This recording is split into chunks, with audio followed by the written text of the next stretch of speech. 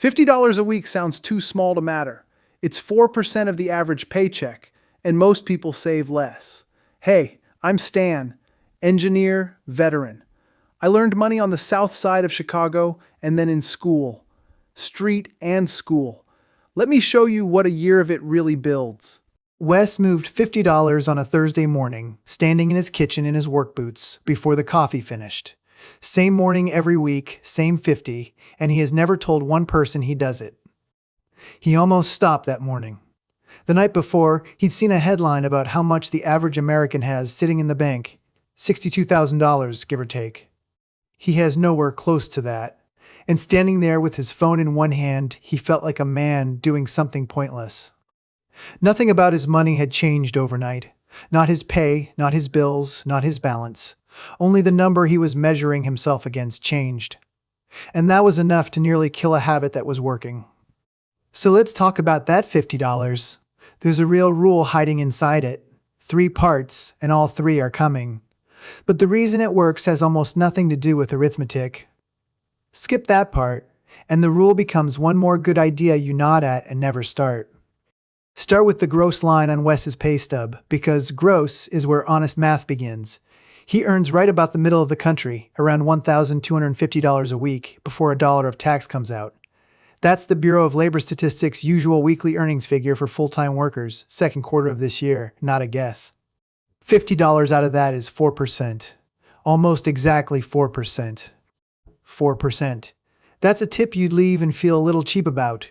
It's the rounding error on a grocery run, and that is the entire ask. Here's the word to hold on to for the rest of this. Your catch rate. Not your balance, not your income. The share of your gross pay that actually lands somewhere on purpose. Wes's catch rate is 4%. Remember that phrase. It's going to mean something different by the end. And picture the thing itself, because this is the only picture we need. A rain barrel under a downspout. You never once catch it filling. No single storm looks like it did anything at all. Then, one morning you knock on the side and the water line is past your knee. It only ever fills upward, one small catch at a time. And it only works if the barrel is actually sitting under the spout. Now here's the part that should genuinely bother you. 4% sounds embarrassing, and it isn't. The personal saving rate in this country was 2.7% of disposable income in June. That's the Bureau of Economic Analysis, measuring money people already paid tax on. 2.7%. That's everybody. That's the whole country's catch rate. So a man in work boots moving $50 before coffee is running ahead of the national average before he's done a single clever thing. He doesn't feel ahead. He feels like he's playing pretend. That feeling is the problem, not the 50. And the stakes underneath it are not abstract. The Federal Reserve asks Americans every year whether they could cover a $400 emergency with cash. 63% say yes, which means about 37% say no. 13% say they couldn't cover it by any means at all. Not cash, not a card, not a person to call. $400 is never a fun number. It's a tire, a molar, or a water heater on a Sunday.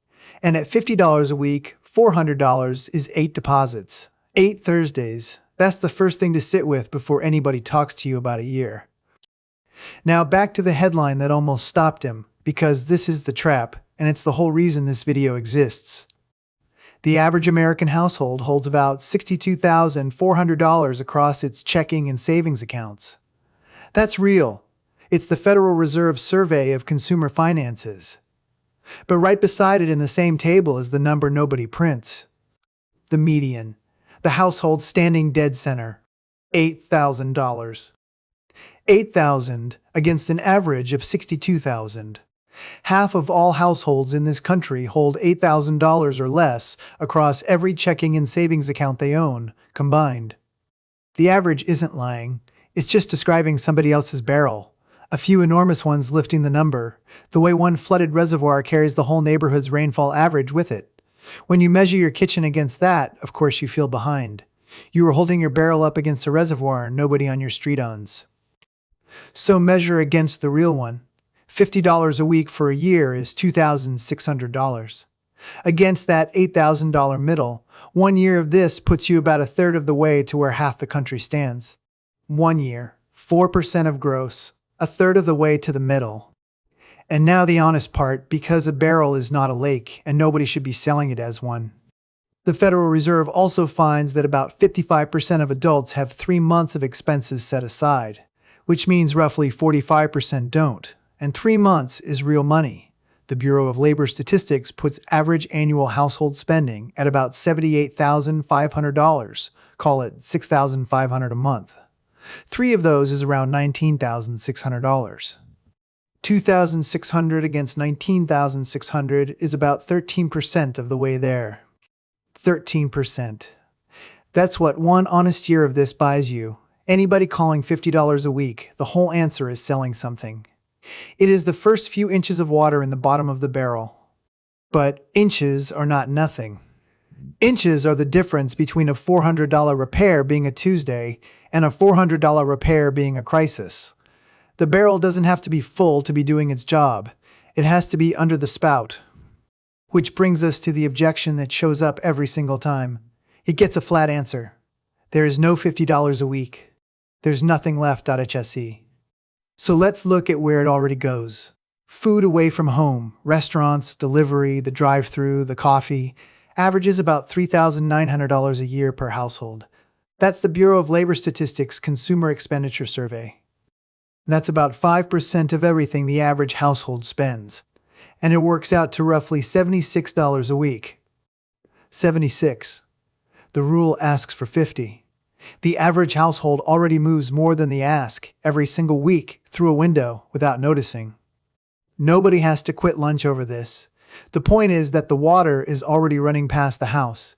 It's just missing the barrel by about a foot. Go scroll the last 7 days on your card and total only the restaurants and the coffee. Whatever that number is, it's the answer to there's nothing left. 1 honest detour before the mechanisms, because it belongs here. I have put money into an account and then watched it just sit there. Small deposits week after week, and every time I checked, the balance looked like an insult. It never felt like saving. It felt like filing paperwork with myself.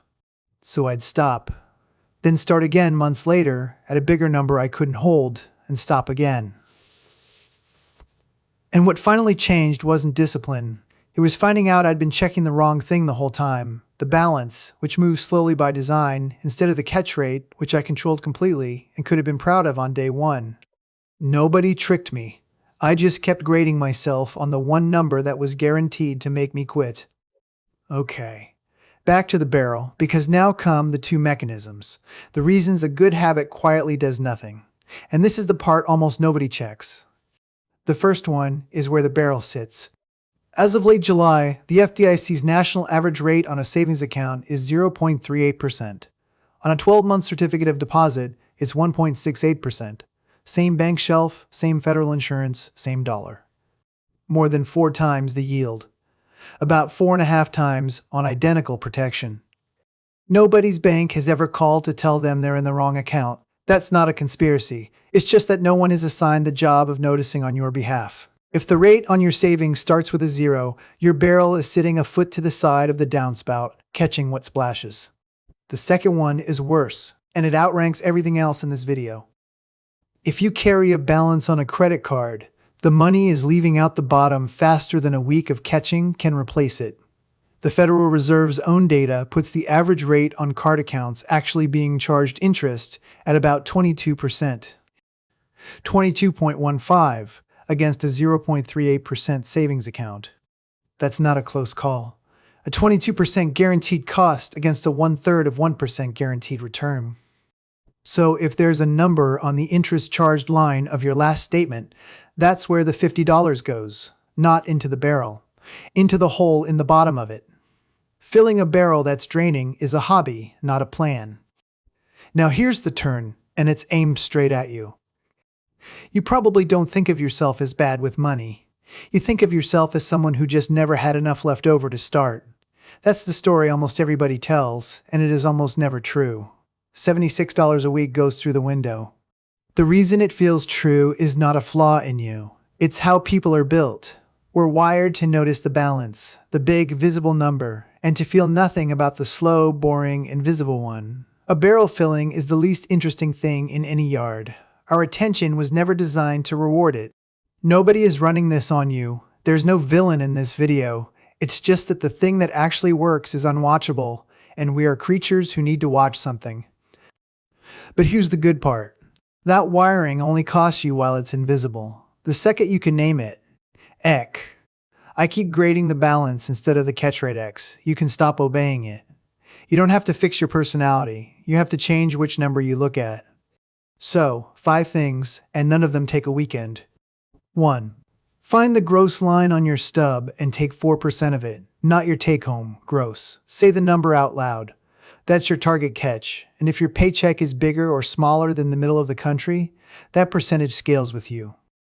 2.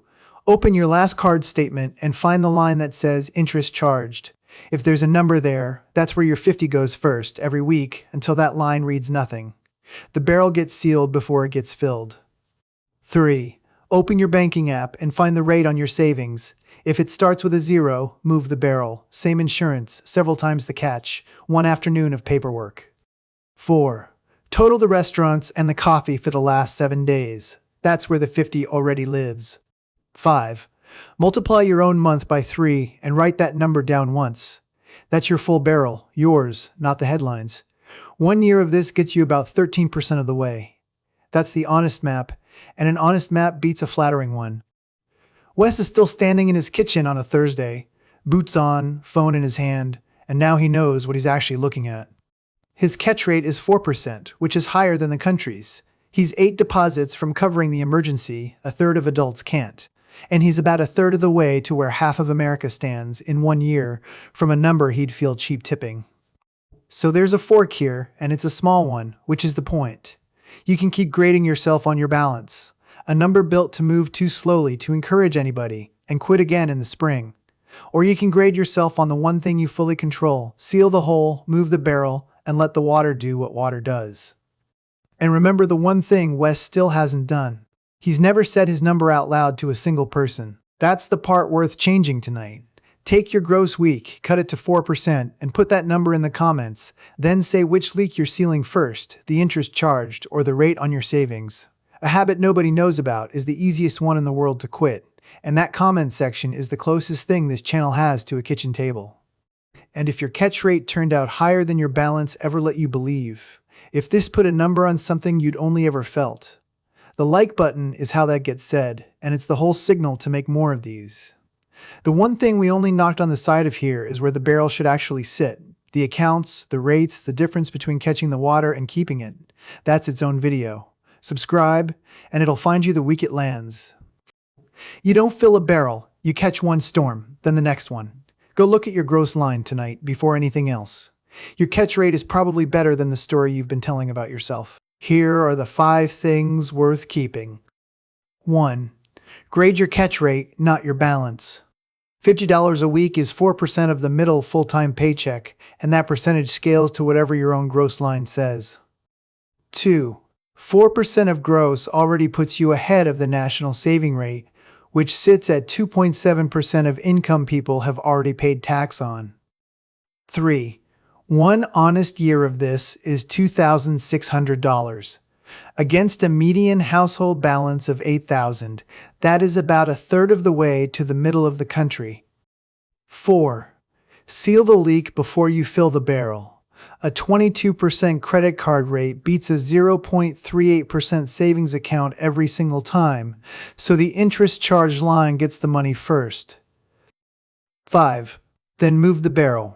0.38% on savings, against 1.68 on a 12-month certificate on identical federal insurance. Same dollar, several times the catch.